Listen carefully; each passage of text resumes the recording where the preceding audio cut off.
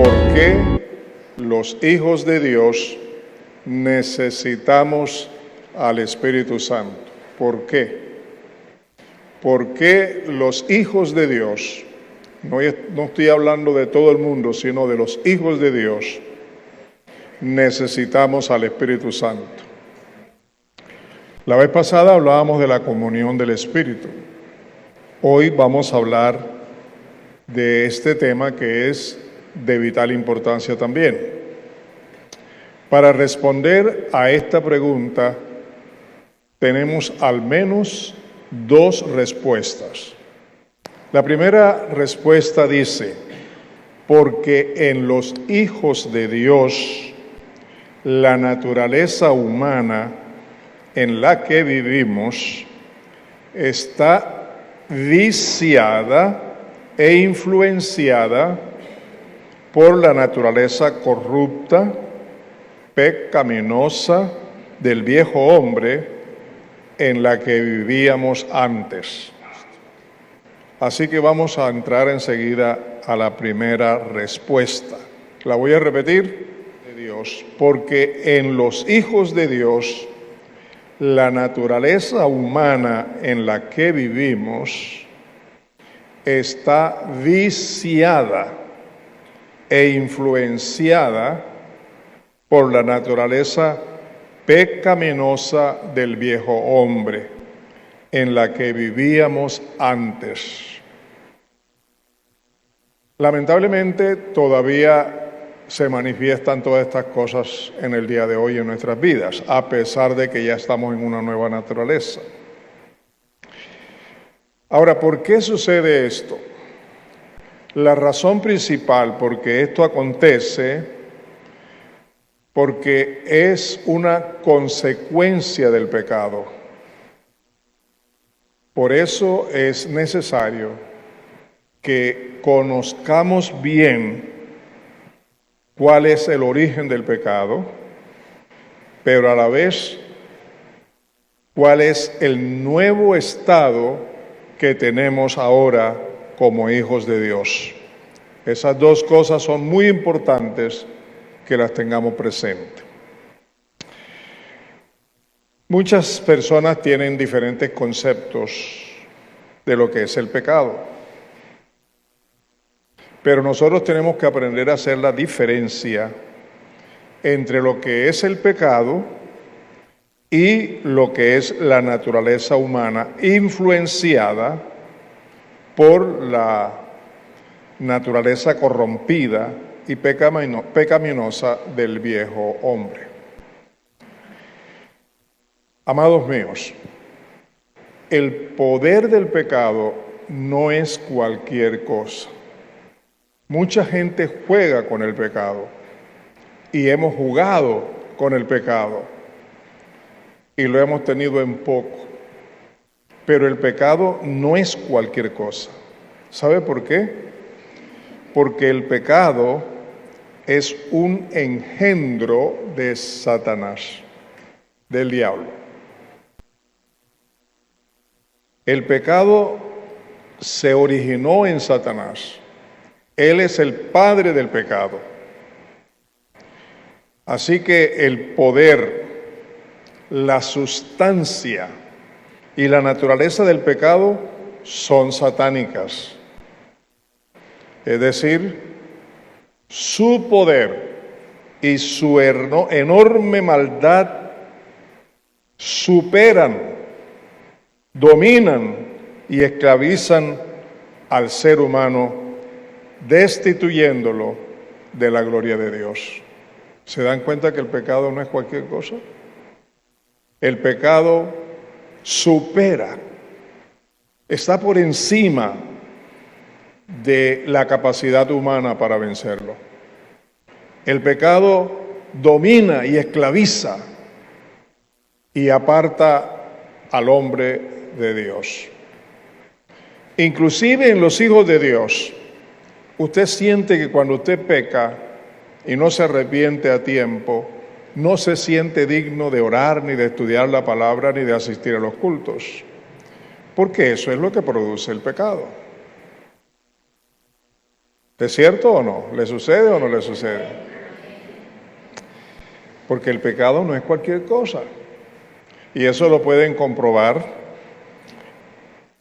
lo que dijimos de cómo destituye al hombre, al ser humano, de la presencia de Dios y de la gloria de Dios en Romanos 3:23 y 6:23. Romanos 3:23 y 6:23.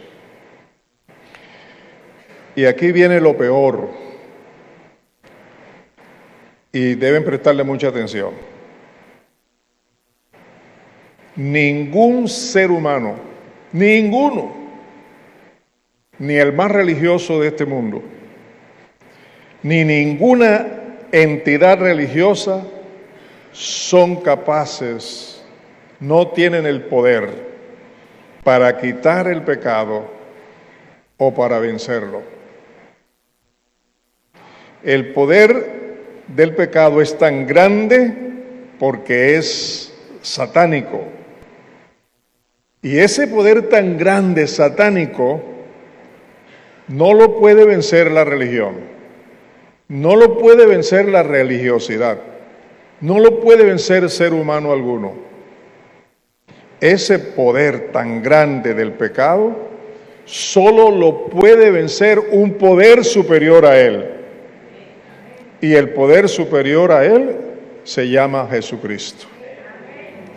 Jesucristo, por el poder del Padre y la dirección del Espíritu Santo de Dios. El pecado, como dije, no es un asunto de carácter religioso, de carácter psicológico, intelectual, cultural, ni académico, y menos del concepto de una teología barata. Por eso es que el ser humano no lo puede entender, porque el pecado es además espiritual, y algo espiritual hay que entenderlo con una fuerza espiritual, como dice la palabra de Dios. En este caso, con la sabiduría y el poder del Espíritu Santo, para entender la Escritura, para conocer la Escritura, para saber lo que la Escritura revela, y no solamente entenderlo desde el punto de vista intelectual y académico, sino espiritual, porque el Espíritu es el que acomoda lo espiritual a lo espiritual. Les doy unas citas bíblicas que no voy a leer aquí para que ustedes, si quieren, las lean en su casa y las estudien. Génesis capítulo 3, anótenla. Génesis 3, hagan énfasis en los versículos 11 y 24. Estudien Juan 1:29 y Juan 3. Juan 1:29 y Juan 3, Romanos 6, Efesios 2, Primera de Juan 5, especialmente los versículos 9 al 12. Estudien esa palabra. Si no tuvo tiempo para anotarlo, recuerden lo que les he dicho. Si usted no está en los grupos de la iglesia, en WhatsApp, use mi número, 315-725-1990. Escríbame y yo le envío el bosquejo para que usted lo tenga como propiedad suya, lo estudie, lo analice y observe todo esto. Como dije antes, según la Biblia, el pecado no se originó, como comúnmente dicen, en Adán y Eva. El pecado se originó en Satanás. Pero él, con su astucia, los engañó. Y ellos cayeron en la trampa. Por esa naturaleza pecaminosa, los engañó y los indujo a pecar. Los indujo a desobedecer la palabra de Dios y todavía sigue haciéndolo. Los indujo a ir en contra, a dudar de la palabra que Dios le había dado a ellos.